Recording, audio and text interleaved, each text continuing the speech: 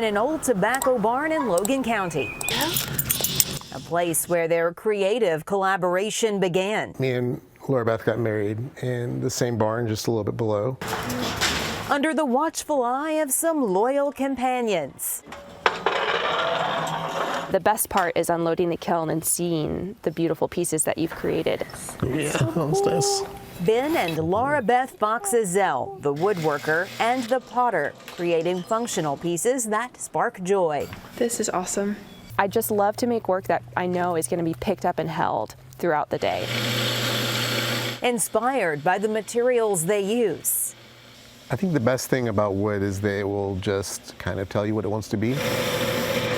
The nature that surrounds them. I love to incorporate flowers and wildflowers and trees and mountains. Their partnership as husband and wife.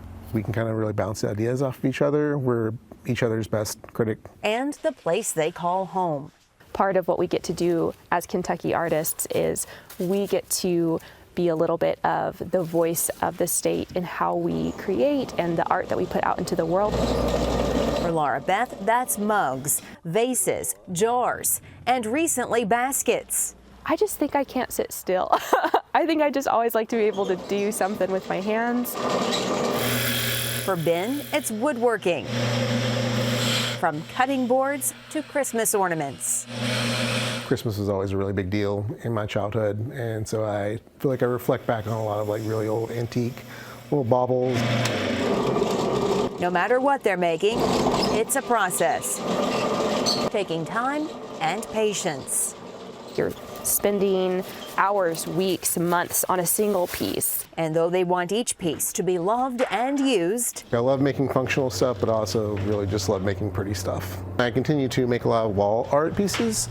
In fact, a lot of this kind of wood, this is an old chinkapin oak slab that I got from an Amish farmer out in Allen County. they say their work became more intentional during the pandemic. I felt like it was a pivotal moment for us to really think about the work that we were making. Where do we want to take this? Where do we want to go with this? Both continue to learn new things. Laura Beth recently teaching Ben the basics of pottery.